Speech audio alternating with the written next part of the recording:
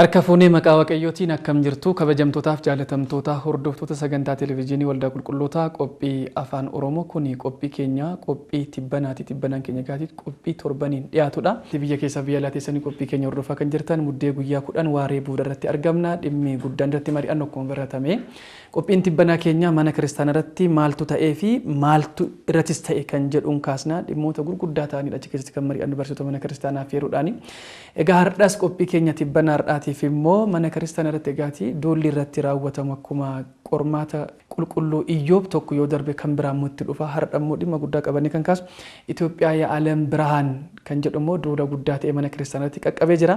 Dhimmoota kana kan kaasuudha barsiisota keenya egaati abbootii dhimma qophii tibbanaa keenyaatiidha Maggaabee Sannaat Abiyyi Mokonninii fi barsiisaa Nugusee Girmaa egaati dhimma kana gubbaarratti dhimmaa ta'aniidha qophii tibbanaa irratti yeroo hundumaa yaada gaggaarii kan kennanii fi hawaasa kan burjaajoof isaan taasisuudhaa fi wanta gurguddaa ergaa gurguddaadha kan dabarsanii isaan wajjin turtii taasisan hanga xumura qophii keenyaatti nu wajjin taatu qophiin keenya qophii tibbanaati.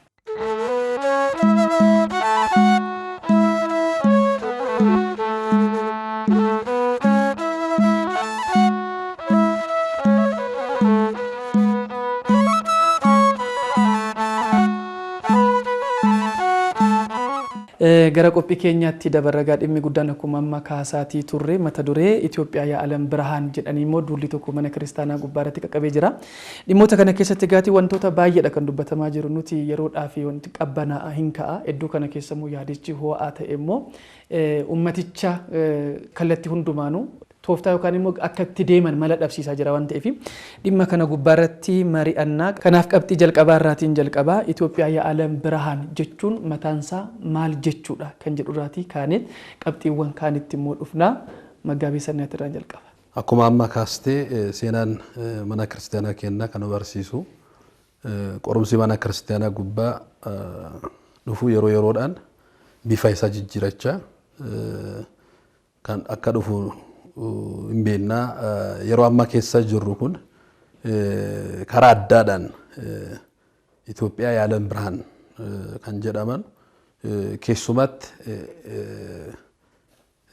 eenyudha teessoon irraa eessadha hojjette hin beektu eenyudha hiikaan irraa maalidha hojjette sirriitti hin beekamu garuu maal jedhanii of waamu nu yeroo gooftaan dhufu namoonni miseensa keenya ta'e qofattu hafa kaan hundumaa ni badu jedhanii ka'u mata dureen irraa kanaadha yoo miseensa Itoophiyaa Ya'alam Birhaan hin taane bara kanan dabartu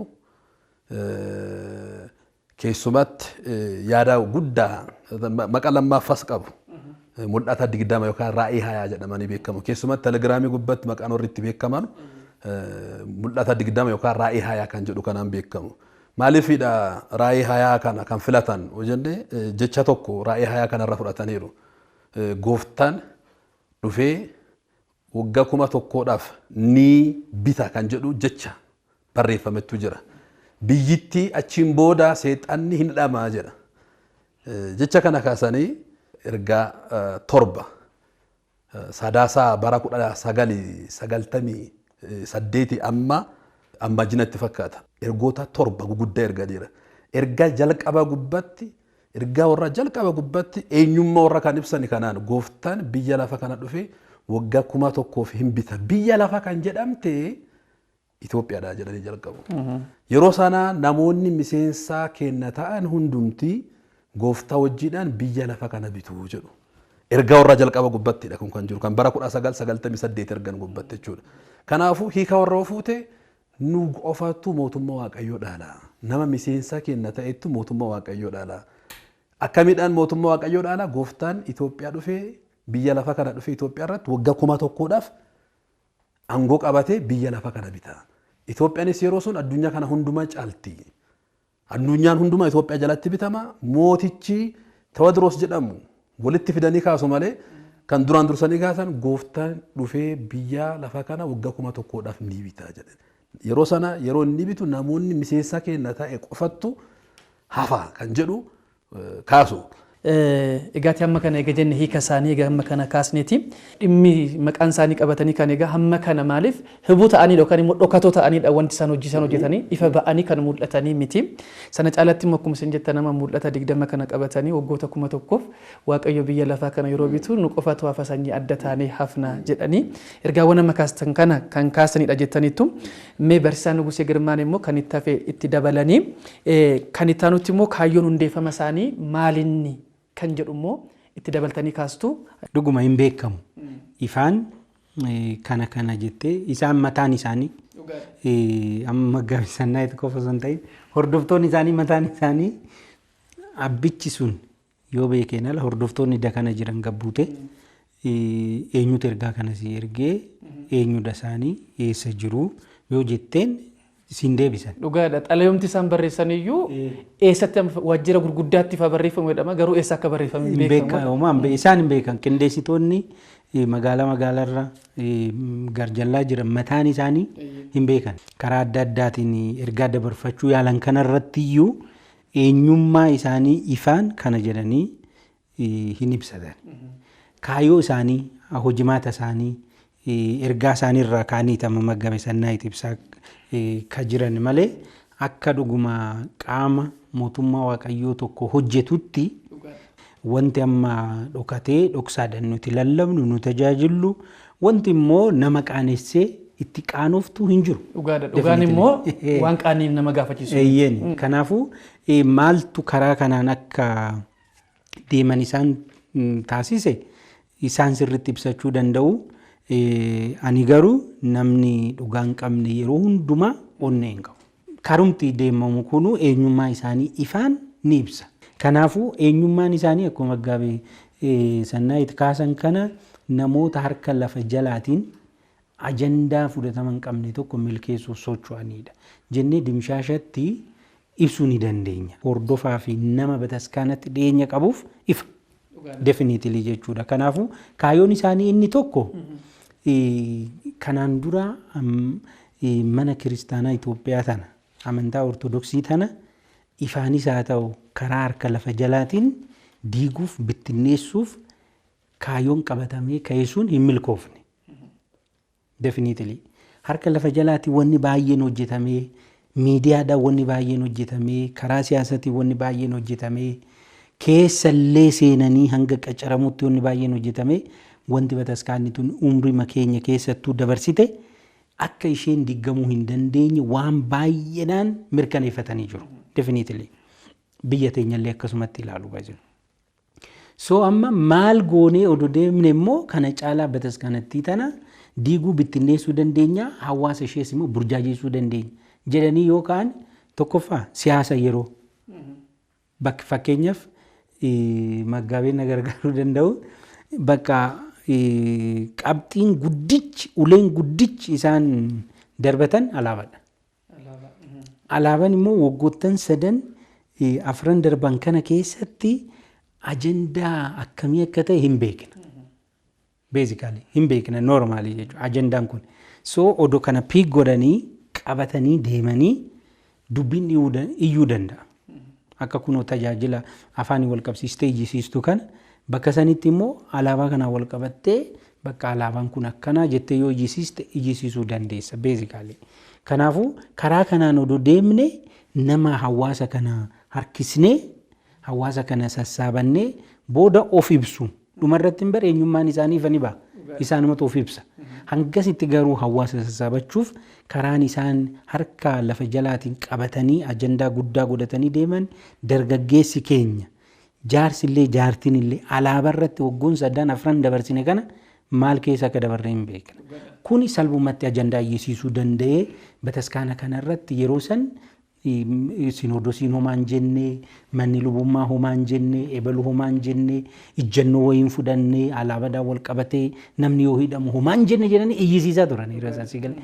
Amma kanaafuu kana qabatanii gaafa dhufan dhugaadha. Kanaaf immoo qabatamaa maal siin jedhu seetee dakanoo sirrii odoo ta'uu baate sinodosiin hin fooyyuu siin jedhu. Gabbu'anii dakana warra jiran jechuudha. Kanaafuu kaayyoon inni jalqabaa karaa seensitiif ta'een hawaasa burjaajessanii amantaa ortodoksii kana bittinneessuudha. Karaa lammaffaatiin immoo diina mana kiristaanaa irratti baay'isanii taargeeted kan taate ortodoksiidha. Taargeeted ortodoksiin erga taate immoo hordoftoota isheetidha waan kana kan leellisan. Karaa tokkonis karaa biraatiinis hanga har'aa sanbata timirti beetii keessaa ta'u waldaa keessaa ta'u karaa tokkonis karaa biraatiinis warra hirmaatanidha. Namoonni kun ajandaa kana yoo fuudhanii walii gaddeeman bataskaana irratti maal dabalaa deemta? Diina dabalaa deemta. Sigalee diina kana dabalaa. Fakkeenyaaf gaafa xooboo isaanii alaabaa qabu kana guguddaa isaa godhataniiti deemuu balbala isaanii irra dhaqxee fannifatanii argatu, dibatanii argattu, adda isaanii irratti akkas godhatanii argattu. Mallattoon fannoo isaanii irratti. Kun amma maal gochaa deema? Dargaggeessa kanaan dura karaa saniin dalanaa ture san irriteet. Alattiyyuu. Keessattuu siyaasaan namni liqinfamee baay'een isaa jira. Diina bataskaanaa kana dabalanii booda naannessanii isuma humna godhatu. Isuma humna godhatanii bataskaanatti kana burjaajessanii diiguu, bittinneessuu, tajaajilli ishee galma akka hin geenye gochuudha kaayyoon isaanii. Akka walii galatti malee akka amma gubbaa dibanii jala hadheessan kana dhaaltu mootummaa Waaqayyoo hawaasni akka ta'uuf miti. Definitely jechuudha. Barsiisaa Nugusee guddaa siin galateeffannaa dhugumatti egaati kaayyoon guddaan dhimmoota kanaati jechuudha. Kaayyoon guddaan mana kiristaanaa akkamitti balleessinaadha walumaa galatti. Mee gara Maggaabee Sannaatiitiin gaafuma kana qabadheen deebi'a. Egaati barsiisaa Nuguseen akkuma kaasanii kaayyoon isaanii guddaan mana kiristaanaa akkamitti dignadha. Kallattii hundumaan yaalanii dadhaban karaa siyaasaatiin dhufaniiru, keessa galanii dhufaniiru, karaa haaromsaatiin agarreerra, miidiyaaleedhaan wanti nu hojjenne hin jiru, jalqabumarraa ka'anii seenumarraa gaafa kaanu mana kiristaanaa buqqisuudhaaf wanti hin taane hin jiru. Amma immoo tooftaa dhumaa fakkaata. Kana booda ishee dhumaa sana fixatanii duguggaa wanta raawwataniif guduunfaa fakkaata. Akkuma barsiisaan kaasanii alaabaa jechuun ishuu guddaa ta'ee mana kiristaanaa keenya keessatti yaadannaa waggaa 2 dura Bishooftuu irratti si yaadanna. Sababa sanaatiin ibsaan hin ba'u jedhameedha yookaan immoo masqalli akka kabajamne taasifameera bakka baay'eetti. Asuma masqala addabaabaatti yaadannaa fannoo irraatii alaabaa kutaa turaniiru. Mallattoo ishee xixiqqoo sana jechuudha amma sana baasanii dibbee irraa kutaa turaniiru. Hamma kana qabatanii nutu abbaa dhugaatii manni kiristaanaa otoo dubbattee jiraatte jedhanii soba dhugaa fakkeessanii yeroo dhiyeessanidha jedhanii kaasaniiru. Mee barsiisaa Maggaabee Sannaatiif asirratti maalitti dabaltu?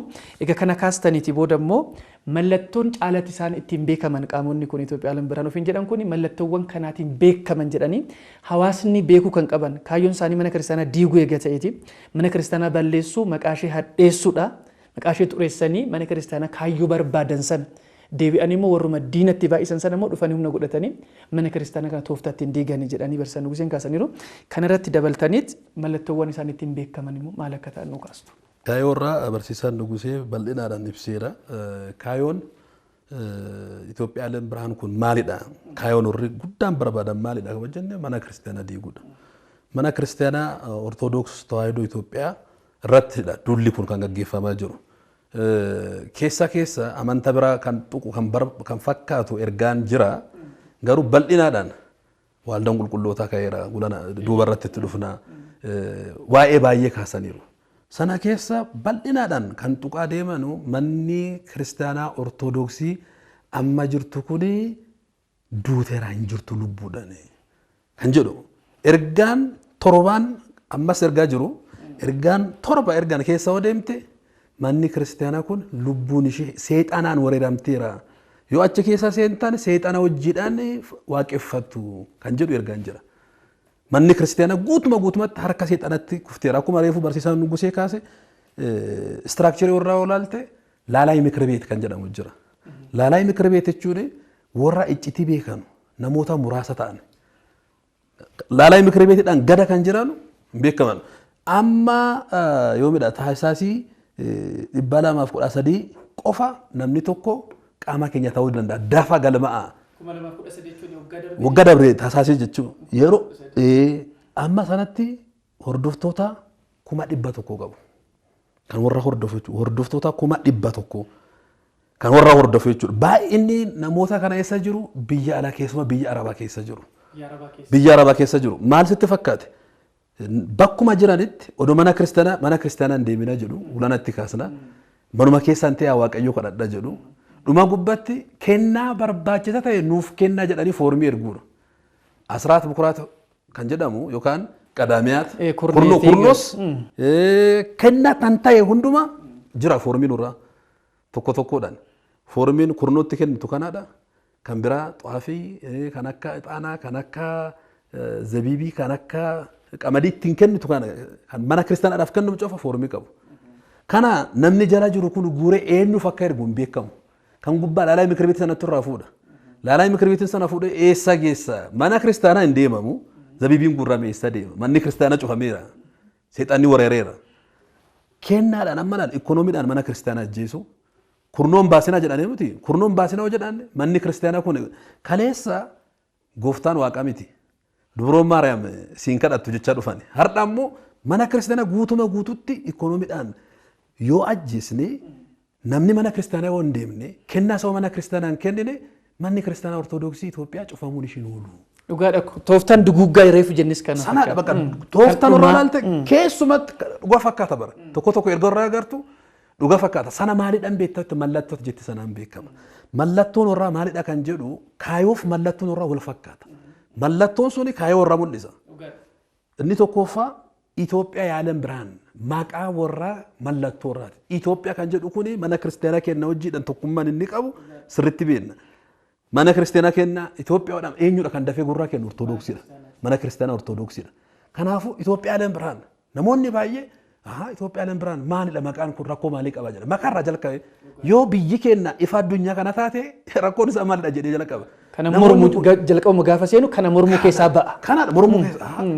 Itoophiyaa hojjenne immoo yeroo baay'ee Itoophiyaa taabasii dawwihaa Itoophiyaa jedhe kitaaba qulqulluu irratti deddeebisee kan kaasu eenyudha ortodoksiidha. Kanaafuu bal'inaadhaan ortodoksii argachuudhaaf maqaa kanaadhaan dhufan. Mallattoon irra tokkoffaa Itoophiyaa kan jedhu maqaa qabatan. Ajaa'iba si godhu Itoophiyaa lan biraan jedhanii waggaadha gurraan dhala 21 guyyaa sanbata oole. Addunyaan kun gurraan dhala 21 darba koottaa jedhee uummata yaamanii uummanni baay'ee warra firaashii fi bidiribsii baatee dabra biraan tulluu gubbaa deemeera. Maali namoonni miseensa kenna ta'e qofatti hafa malee addunyaan kun hin dabarte jedhanii kaan. Namoonni baatanii deemanii laallaan addunyaan kun hin dabarre areeqa dabra biraan dhuganii deemanii galan jechuudha karoomatti. Maal taphatan sitti fakkaata? Itoophiyaa leen biraan eegi jedhanii akkam baddi Itoophiyaan. Odoo addunyaan hin badin Itoophiyaa leen biraan kun hin baddi. Kanaafuu dabra biraan tulluu gubbaa deemanii dhokanna. Tullittiin hin baddu. Hin baddu jechuudha. Isheen lafarra hin jirtu waan ta'eef. Namni hagas ijoolleen toofta kan maaliif fayyadamu sitti fakkaata? Yuunivarsiitiin sababa kooronaadhaan cufamee ijoolleen namoonni baay'ee ijoollee warraa yuunivarsiitii gurraan dhala keessa erga ture. Erga kana dhagaanii namoonni baay'ee ijoollee ofii yuunivarsiitii erguu dhiisan. Kun sistamiidha. Namoonni kadhannoo inni akka barreessuun beekamu. Ijoolleen baay'een yuunivarsiitii hin deemne. Kun miidhaa mootummaa irratti fiduu jira, miidhaa biyyaa irratti fiduu jira. Waan baay'ee of keessa qaba. Siyaasaas of keessaa qaba. Qaba dhuma irratti jira keessatti kan qabu. Itti aan immoo mallattoon warra lammaffaa maalidha? Fayyuudhaaf alaabaa balbala ofii duratti hidhachuu qaba jedha. Fayyuudhaaf jechuun namni Israa'eel yeroo ba'aa garbummaa jalaa ba'anii dhiigaa gubanii dibanii miti. Amma ba'aa garbummaa jala baay'izawee warri maal jedhanii amanuu sitti fakkaata. Waggaa 1700 biyyi lafaa kun waaqayyoodhaan gargar baatee turte. Amma yeroo dhufuudha ganaa biyyi kun kan fayyuu jedhu. Ahudiidhaan gadi baran yaadni warra argate. Ahudoonni gooftaan dhufeen dhalanne jiru. Itoophiyaaleen biraanis kunis gooftaan ganaa dhufaa siin jedhu. Nuun amata biratti baraararaa jennee lakkoofna warri gana baraararaa hin dhaqqabne jedhu. Kanaafuu namni tokko fayyuudhaaf alaabaa balbala ofii duratti hidhachuu qaba. Eessaa fidanoo jettee gaafattee hin jiru alaabaa fayyini maaltu itti fide. Kan maaliif kaasan sitti fakkaata? Reefuu barsiisaa Dugusee kaasa waggaa 3dhaas garana alaabaan dhufee ishuu mana kiristaanaa ta'e. Dhugaadha. Ajandaa guddaa mana kiristaanaa ittiin qorumsa hedduu keessa galteedha. Fannoo kan dhossu yeroo ayyaanota hundumaa kabaju guyyaa alaabaa malee guyyaa ayyaanaa hin fakkaatu bara. Namoota kanadha kan duubaan diraayiving foorsiin warraadha. Alaabaa qabadhaa, alaabaa qabachuun rakkoo hin qabu akka biyyatti jechuudha. Garuu alaabaan mallattoo ortodoksii mallattoo fayyinaati.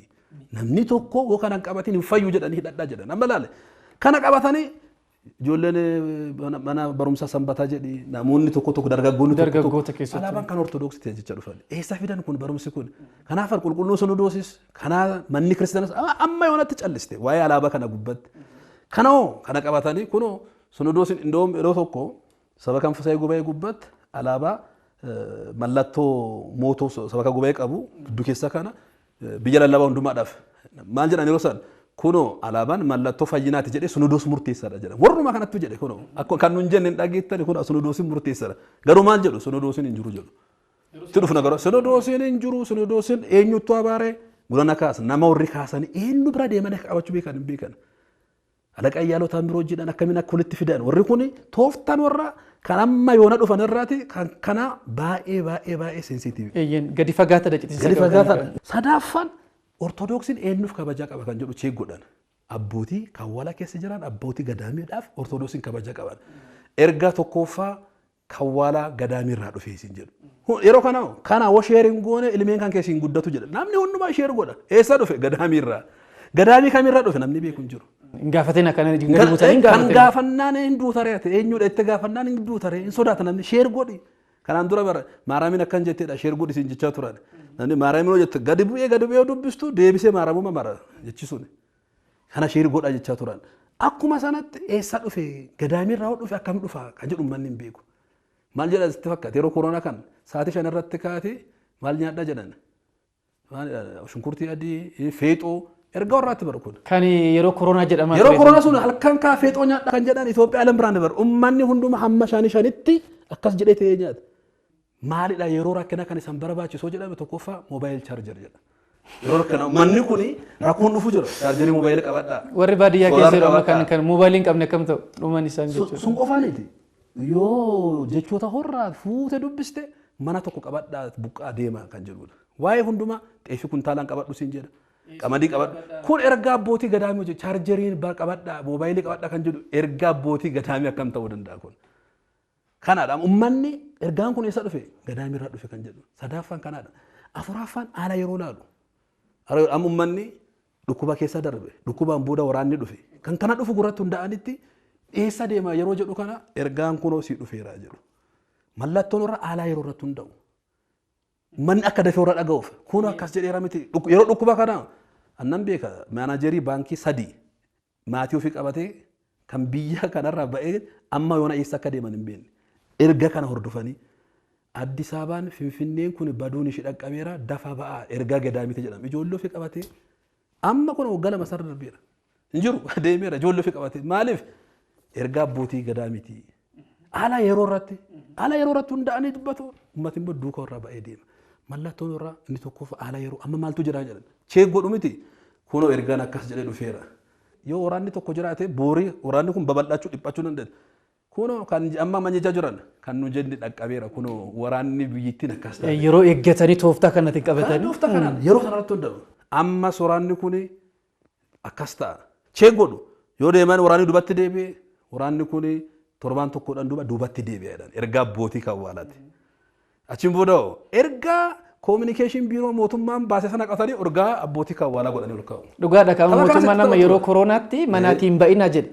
Ammas mana keessan taa'ammoo jedhan achuma kunoo kan nu jenne ta'eera ammoo jedhu. Sirriidha kanaadha mallattoon irraa haala yeroo irratti hundeeffamu alaabaa qabadhaa jedhu Itoophiyaa kan jedhu kan uummati barbaada ergaa abbootii yoo jedhame immoo uummanni keenya kabajaa abbootii gadaamiidhaaf waan qabuuf kan achi dhufe gubbatti haadhonni keenya itti gaafatte bara abbootii gadaamii akkas jedhan.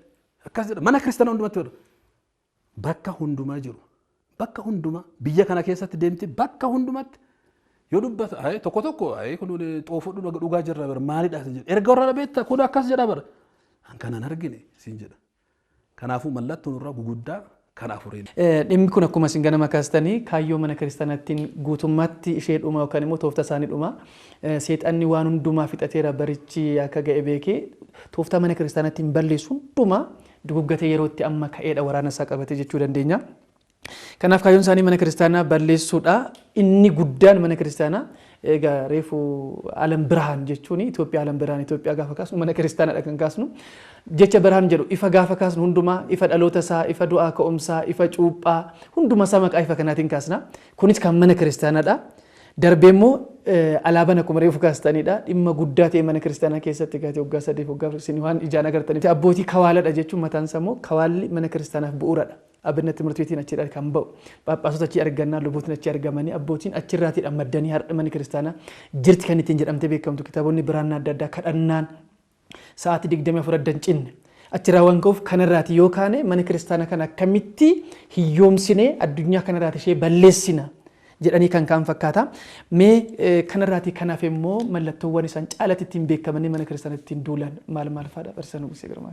Karaa biraatiin itti dabalumaaf qofa beezikaalii lubummaadhaan wal qabatee kan mana keenya keessa akkuma agartuu bulchiinsanis haa ta'u karaa adda addaatiin bakka baay'eetti komiin hin jira.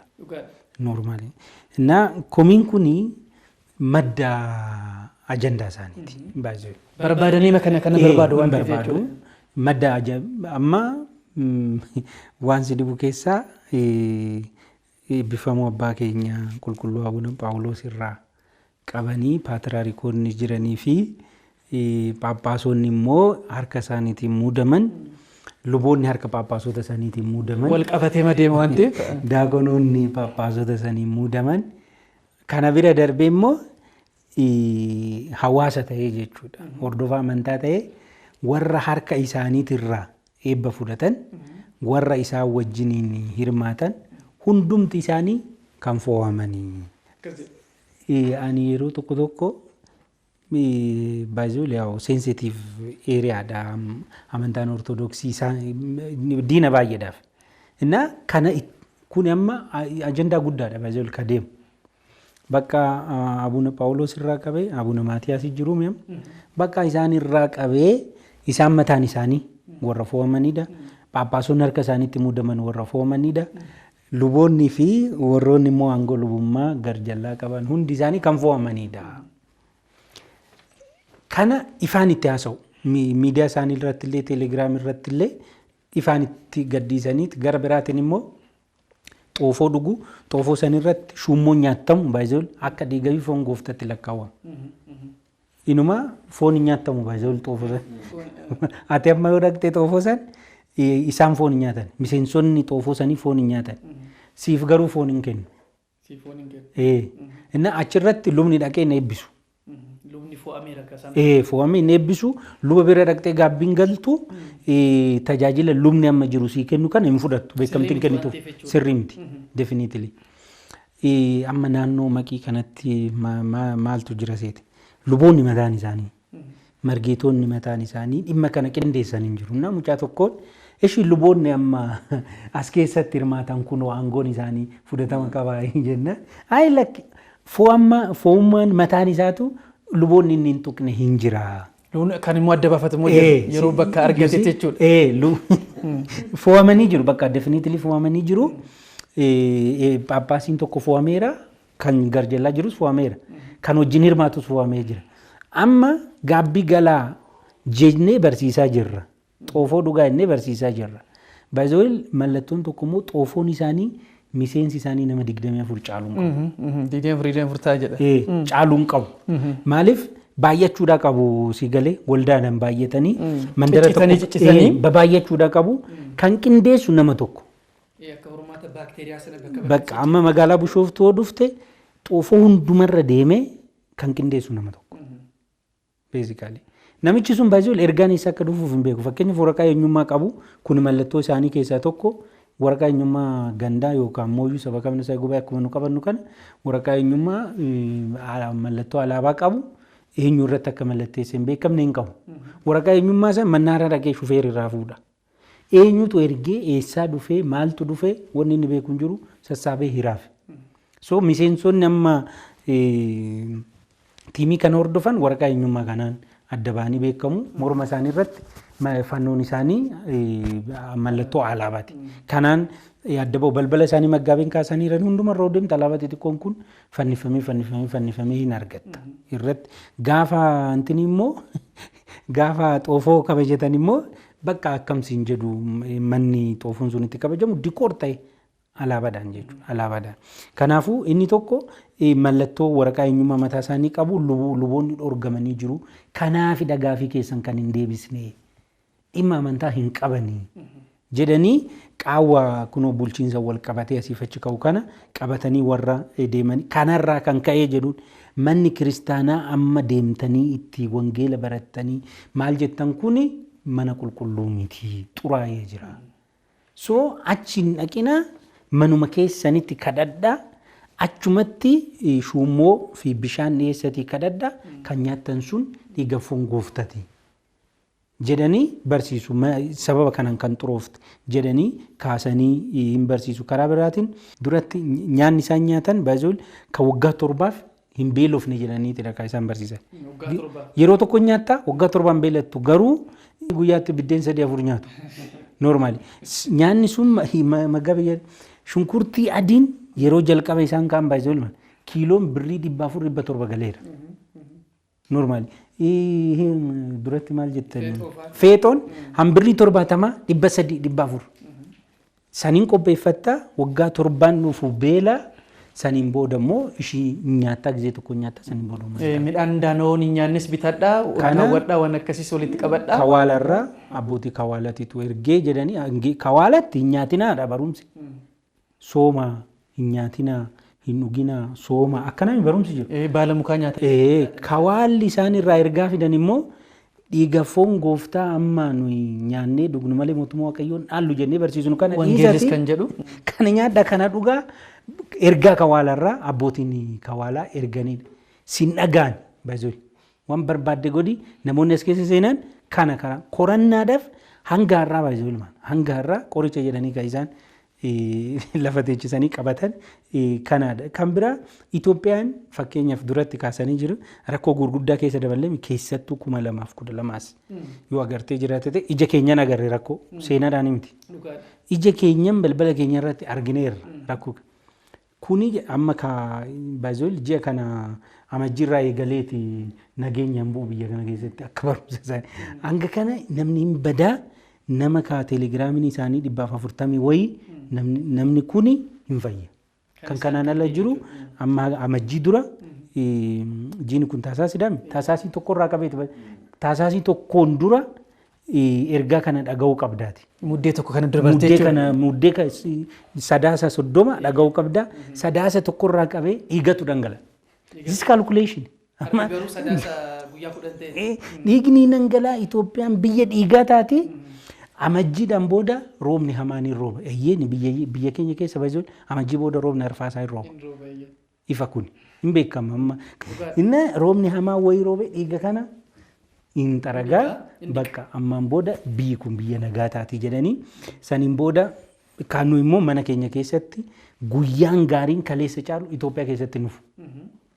Bataskaanni keenya guyyaa kaleessa caalaa guyyaatti qoramtuutu dhufa malee guyyaan qormaanni ishee irraa badee qormaata malee jiraattu nufu. Umrii keenya keessatti hin eegnu. Barumsi wangeelas akkasii miti. Saniin booda immoo mootummaa wayii hin dhufa. Biyya keenya keessa Minilik akka hin jenne Minilik bakka tokko tokkotti hin barbaadamu. Maqaan isaa. Ebalu akka hin jenne immoo sun bakka wayiitti hin barbaadamu. So miidiyeetariin eenyudha? Gidduu keessa odoo qabatanii deemanii. So Teediroos namni jedhamu wayii Bataskaanni Teediroos jedhamu yeerariin jira. Sanbata oduu dhaqxee bushooftuudha miila yaa'a namni akka bushooftuu dhufe achi jira jedhanii Teediroos. Innaa hin dhufaa dhaabbatanii bara akkanatti dhaabbatanii maaliif bahee nu hiikne jedhan maa bahee nu hiikne inumaa yeroo tokko. Lubadha moo inni amma mootiidha Mootiidha mootii Itoophiyaa tana kaaseen xumura as yeerari kawaalatti rakkoo wayii uumameeti sanii kufaanarraa dhaqani. Monoksiin tokko. Achi gadaamii keessaa kaa hin dhufaa jedhee baay'ee monoksoota gadaamii keessa jiran kan wal lolchisiisu isa achitti qomoodhaan adda baasee kan walitti buusu isa hiikuuf deemanii dubbiin gara hiikkachuutti deemnan baay'ee isatu kaachi erga jedhan ol gadaamii keessaa na maal jedheeni kun okkoree hojjettu kutaa to'annaa mana lubummaa aanaa adaati nu bira bakka amma nageenyi hin bu'aa. Waaqayyo natti mee jira hin araaramu hin cinqaminaa jedhaan isaan fixan dubbii. Inna mootichi Teediroos jedhamu sun dhufee jira amma biyyattii bulchaa jira. Kana natti mee jira ergaa kan himuuf eenyuun Dr. Abiyyiidha jedhee. Mootichi mataan isaa moo? Bakka Teediroosiin isaadha. Luka hangam tokkoffaa baay'een isaanii ija isaanii. Babaasanii jira kanaa isaan so bakka rakkoon kun akka darbuu barbaadan akkana godhaa jedhanii warra yeroo wajjiniin qabatanii deemaniidha duratti illee kan fayyadamulee galatoom. Barsiisaan Nugusee dhugumatti qabxii gurguddaadha isin amma kan kaasaa jirtan keessattuu mallattoo isaan ittiin beekamanidha. guddaa isin galateeffannaa.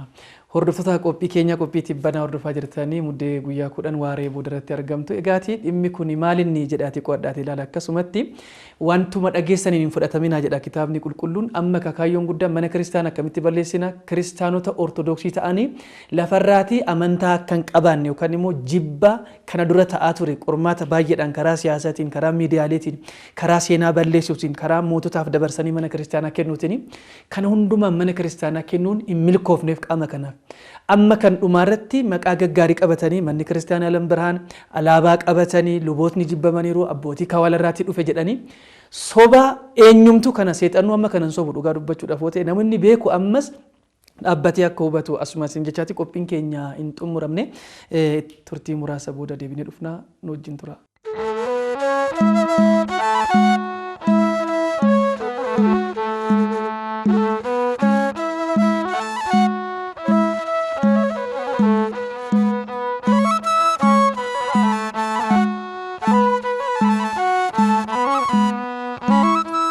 Amma waan hundumaadha kan kaastanii lubummaan hin jiru lubummaan fo'amee jira paatriyaarkiidhaan hoogganamti manni kiristaanaatu muummeedha achirraa ka'anii phaaphaasotatu jira phaaphaasota irraa luboota jira luboota irraa daaqonoota jira achirraan immoo amantoota jira egaa achirraatii fo'ame gaafa jedhamanii maddi kuni badeera isaan immoo hin jiraanne manni kiristaanaa hin jirtu in ta'aa fi ilaala adeemsumti tooftaan isaan itti deemanii abbootiin tokko kawaalli abbootii kawaalirraa dubbatame yoo jedhame kawalarraa immoo abbootitu dhufa dhimmi kun garuu sitti walii rukutu laata maaliif kawalarraa ta'e gargaan dhufe maddi luboota maddi abbootii immoo kawaladha achirraatti dhufanii mana kiristaanaa kan eeganii kana maal godhu seete bakka tadda kutanii nan dhufa amma maal godhu seete tan amansiisuuf yoo fo'aa'u abbootiin qaamni kun dhimmi kun hin ilaallanne hin jiru jedhaniiti dhaqa amansiisan kuni garuu nama burjaajessuudha yoo ta'e dhalatti tokko asitti dhiisee tokko kan darbu bokkaan bakka tokkotti roobee nama kanan tuqu kan jedhamu nagarre nuti yoo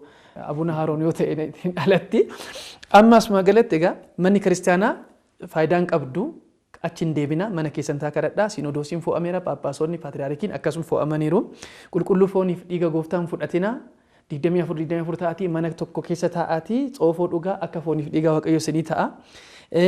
Tedros jedhamu ni dhufa akkuma isin kaastan amma yeroo gubbaadhaatti ka'aatii jiru addunyaan tuni darbuu fi nu qofatu hafa alaabaa qabadhaa dhamma kun mallattoon gurguddaan isaan ittiin beekaman mee asuma keessatti jechoonni baay'ee warra kutan as keessa jiru qabxii achi keessaa kaasan keessatti 24 ta'atii xoofoo dhugaa akka fooniif dhiigaa waaqayyootti isinii lakkaa'amaa jedhama ol siiqanii immoo fooniif dhiigaa waaqayyoo hin barbaachisu jedhama jechoomtumni kun namni kana adda baasuu keessatti maal dhagaa kan jedhu mee hakaasun hawaasichi maal dhaga'uu qaba namoota akkamiidha namoonni kana dhagahee deemu kawaala jechuun egaati abbootiin kawaalaa dhimma kana dubbatan isaan mataan isaanii eessaa dhufan kawaaluma sana keessa galuudhaa fi aangoo mana kiristaanaatti nu dhufin aangoo waaqayyoo kenname nu toon dhufin abbootiin kawaalaa kana dubbatan seenaa keessa tureera dhimma akkasa kun mana kiristaanaa keessa barumsa akkana qabna nuti kana nyaadhaa kana uffadhaa bakka na ba'a kan nyaattan midhaan kuufadhaa mana kiristaanaa keessaa ba'a fooniif dhiigaa waaqayyoon fudhatina jedhame immoo Kiristoos dhufee jedhame immoo waaqayyoon dhufaadha Kiristoos immoo fooniif dhiigaa kan hin nyaanne mootummaa waaqayyoon dhaalu jedha walittiin dhufaa hawaasumti kana dhaga'u hawaasa akkamiiti kan jedhume akkasuma ergummaan warraa tokkodha jalqabste ergaan warra ergan kan erga tokkoof erga lammaaffaa deebisee wal falleessa erga lammaaffaa erga sadaffaa kaaste deebisee wal falleessa namoonni kun manni kiristaanaa keenya jedhu amma moo keenya dhuma deebisanii manni kiristaanaa keenya kan jedhanu manni kiristaanaa amma warri sammuu warra keessatti yaadatan sanadha namoonni kun kitaaba qulqulluudhaan amanu moo jettee kaaste kitaaba qulqulluudhaan hin amananu tokkoffaan isaa maaliif sitti fakkaata kitaaba qulqulluu gubbatti jechootni amma warri kaasaa dhufan kun kitaaba qulqulluu gubbaa jira jettee kaaste hin jiru mana kiristaanaa keenya amma jirtu kun diiyaabiloos wareeraa diiyaabiloos jala jirti to'annaa diiyaabiloos jala jirti yoo jedhe manni kiristaanaa kun almost qamiidha manni kiristaanaa kun qaama Kiristoos kan jennu kun qaama Kiristoos dhiiga isaatiin kan hundeesse jennee kan kaasu as biratti maal wanti tokko xiyyeeffannaa kan barbaadu maaltu jira sitti fakkaata nama tokko kaasu warri Alaqaa Ayyaaloo Taammiruu kaasu Alaqaa Ayyaaloo Taammiruun kun hayyuu mana kiristaanaa kennata beeka guddaadha manni kiristaanaa kabaja guddaa qabdi abba kanaadha sila abbaan kun har'a lubbuudhaan jiraate duraan dursee kan warra aadaa bu'u abba kanaadha Maaliif sitti fakkaata? Barumsa abbaa kanaa fi barumsi warri deeman tokko miti. Tokkoffaa namni miseensa kennaan taane hin fayyuu jedhu. Fayyina kana gubbatti immoo maal jedhu namni fayyuu erga warraatti jedhu namni fayyuu duraan dursee fo'atamee beekameera. Kan ibiddaaf ta'eera jedhu predestination theory kan jennu kan. Kan ibiddaaf ta'eera kan fayyina dammoo fayyinaaf ta'eera jedhu. Kanaafuu kun wal faalleessa. Kanaafuu namni miseensa kennaan taane ibiddaadhaaf duraan dursee waaqayyoon warra filateera jedhu. Kanuma maafifaa jiru akkas ta'an ganatti. Akkas ta'ee nama waamuunis hin barbaachisu. Kana jedhu wajjin ulfaata. Lammaffaa barumsi warri kun uummanni kan sirriitti beekuu qabu gooftaan Iyyasuus Kiristoos dhufee addunyaa kanarratti waggaa 1,000 ni bitaa jedhu. Amma lafni kun uumamee waggaa 7,000 ta'eera. Inni dhufee waggaa 1,000 booda waggaa 8,000 biyyi lafaa kun hin darbaa jedhu. Dhaloota gooftaa Yesuus Kiristoosis kan hin fudhanne bara warri kun amma gooftaan dhufee biyya lafa kana fayyiseera kan jedhu fudhatan jechuudha. Bara araaraa kan jedhu kan fudhatan jechuudha. Bara araaraa keessa hin jiran jechuudha. Warri amma kakuusa duraa keessa jiru jechuudha. Maaliif gooftaan amma dhufutti namni inni dhufee dhalatee addunyaa kana bita malee hamma inni dhufutti maal jedha erga koorratti waggaa 7,000 darbeedhaaf asiifas ceetanii fayyuu hin dandeenye jedha. Waggaa 7,000 jechuun amantaa Kiristoosin beekan jechuudha namoonni kun dhaloota Kiristoosin kana inni dhufee biyya lafa kanatti waggaa 1,000 bita. Kitaaba qulqulluu karaa kamiidhaan akka uummata barsiisaa jiran ilaala. Karaa biraadhaan maal kaasuu sitti fakkaata? Namni isaan rakkina fudhachaa jirtan hordoftoota amantaa Ortodoksii jedhanii yookaan saba Amaaraa jedha. Ergumarra gubbatti. Ortodoksii jechuun saba Amaaraa qofaadha si jedhu. Toofta warra adda baasanitti. Reeffama kitaaba qulqulluu kan hin jirre gaafa kaasan kitaabni qulqulluun hin barbaachisu jechuudha kallattii biraadhaan. Kallattii biraadhaan kitaabni qulqulluun barbaachisu. Maaliif kitaabni qulqulluu gooftaan dhalateera jedha. Reeffa Alaqaa Ayyaalee Tamiruu gaafa kaastanii mana kiristaanaa eeguudhaa fi andimtaa fi kodha mana kiristaanaa kan sirreessanii waan hundumaanii warroota mana kiristaanaatti diina ta'an kana kan dhorkan isaaniidha. Isaan jibbismoo adda. Keessumatti miseensota namoota kana namoonni tokko kitaaba Alaqaa Ayyaaloo kan dubbise hin jiru jechuudha. Waa'ee Itoophiyaa biraan jedhan Itoophiyaa seerota sadeen keessa jedhanii kitaaba Alaqaa Ayyaaloon barreessan jiru. Biyya kana kakuu laphee keessatti, biyya kana kakuu isa duraa keessatti, biyya kana kakuu haaraa keessatti maal akka taate bal'inaan barreessaniiru. Yoo sana barreessan ergaan warra torbaan kun hundi biyyee nyaata. Garuu maal fudhatan? Kan akkuma reefu barsiisan Nuguseen kaasanii Alaqaa Ayyaaloo fi Paatriyaarkiin isa duraa Abuna Phaawulos waa'ee tokko tokko gidduurraa keessa waan jiruuf adabaniiru jedha. Kanama barumsa mana amantaa keenyatti lubni Paatriyaarkii adabuu hin danda'u. Hin jiru. Alaqaa Ayyaaloon Paatriyaarkii Abuna Phaawulos adabuu hin danda'an. Hin danda'an. Fo'uu hin danda'an. Hin danda'an. Fo'uu hin danda'an. Hin jiru sadarkumti akkas jedhu hin jiru. Mana kiristaanaa keessa. Sun qofa miti. Sinodoosiin adabameera jedhu. Sinodoos adabameera jechuun manni kiristaanaa duukaa bu'ootaa hin jirtu jechuudha. ونأمن بأهتي بترستيان إن أنت لا يلو كله جواء زهارياتين كدوكا بقول والتقابان جنابتي كان دوكا بقول هو الناس سنة نفوت أنو يتشاجران لبما نفوت أنو نمون نكوني وجا سجل تبي سديت ده كمان ديفا ماني يجولين ورا هندما كان شوفا ماني أبونا باولوسين نموتها لبما ورا كنا نيدا يجولين نموني هر لبما فوت أتاني ميتي hundumti warra walaalta beena bar namoonni tokko tokko waraqaa eenyummaa warra yeroo tokko tokko yeroo an presentation bakka tokko alleen miseensa turedhe waraqaa eenyummaa qabate namoonni dhufan jiran ijoolluma dargaggoodha hin beennu nun waan manni kiristaana dabarsitee nutti fakkaate namoonni tokko tokko miseensaan ta'anii namni maal jedha namni waraqaa eenyummaa kana harkatti hin qabanne miseensa mootummaa dhufu sana keessatti gahee hin qabu jedha miseensa dhufu jira ta gokkuma tokkoo fi miseensa ta'an maal jedha of fedhan የማለዳ ሞቲቻ ዳፍ አምባሳደር ታኔ ና ሞታ ተጃጅሉ ነው ሞቲቻ ዱፍ ኤኙ ነው ሞቲቺ ክርስቶስ ደ ግዱ ከሰተሙ ቴድሮስ ካንጀና ሙጀረ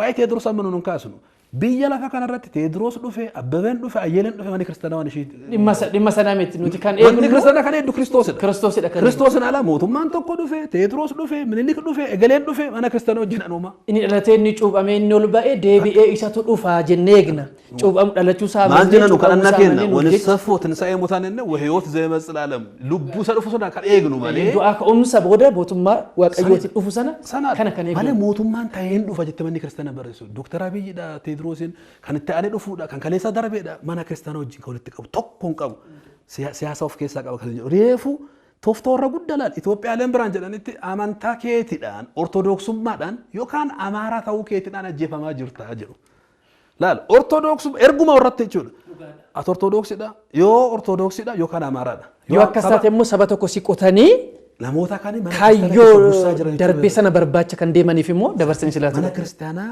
saba tokkodhaaf kan kennu kun ergaa namoota mana kiristaanaa haaromsuuf ka'an ergaa taaddisoo keessa jira kun.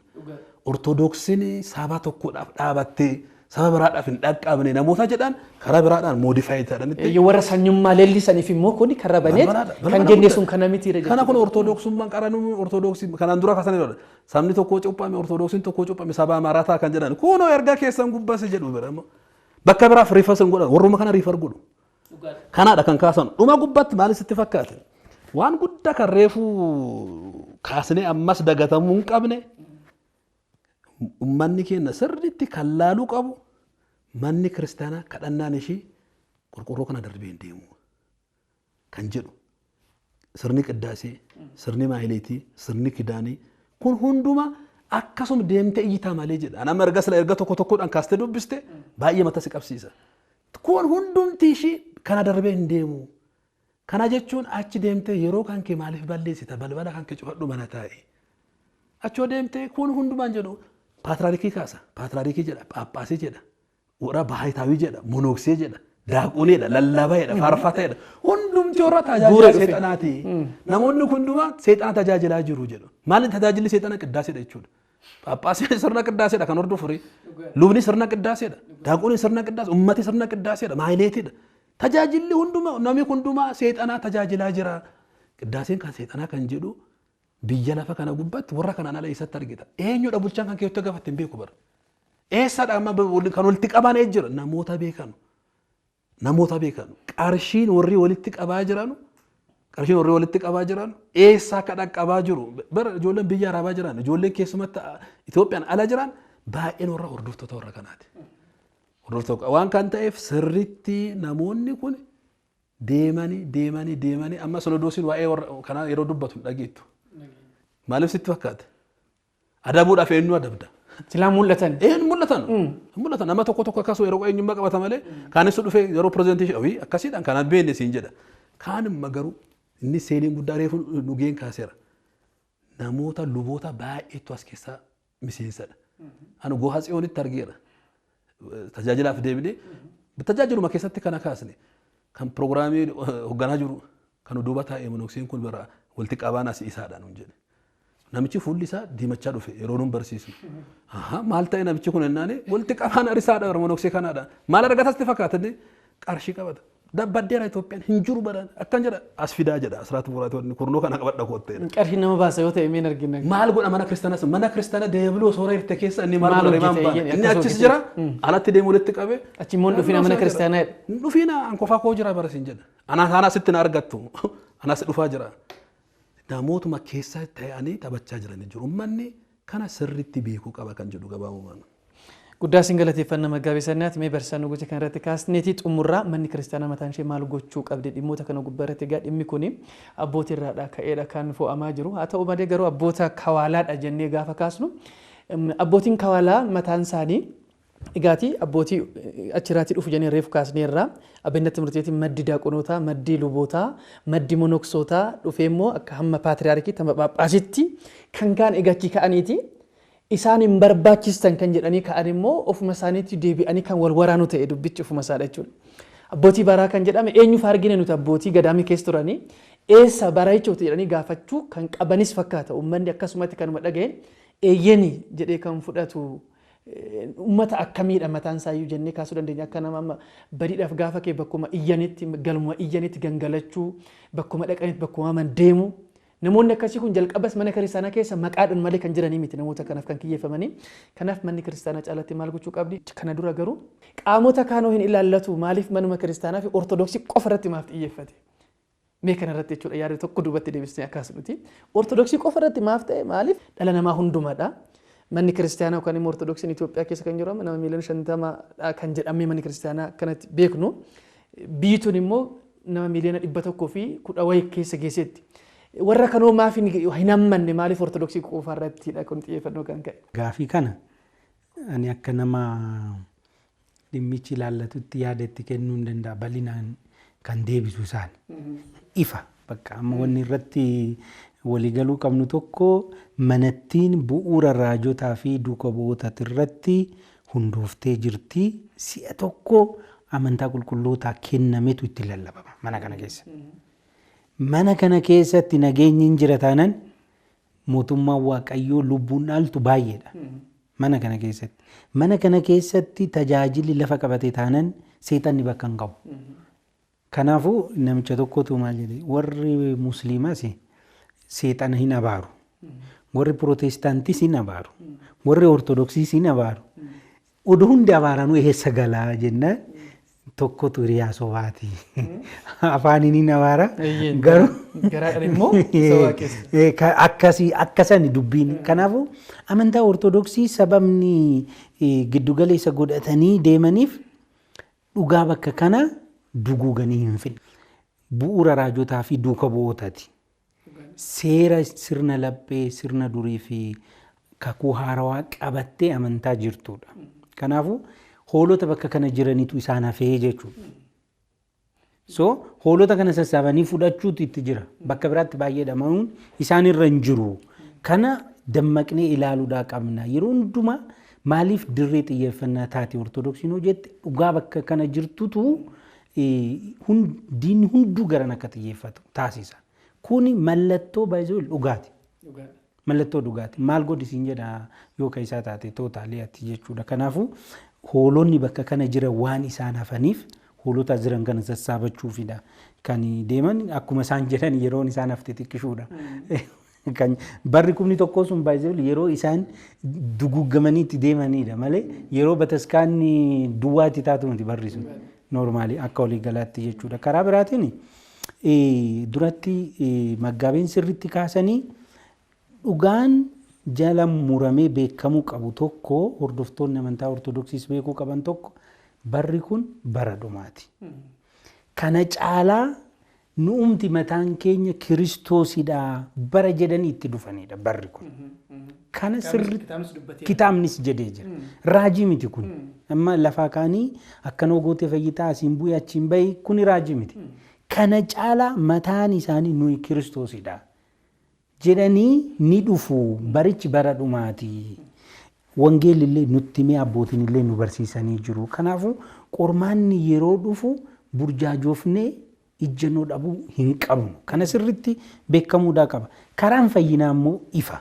Namni tokko nun bataskaanatti yoo barsiisnu waan faarfateef, waan bataskaana deddeebi'eef, waan naxalaa isaa mallattoo fannootiin uffateef hin fayyan jennani.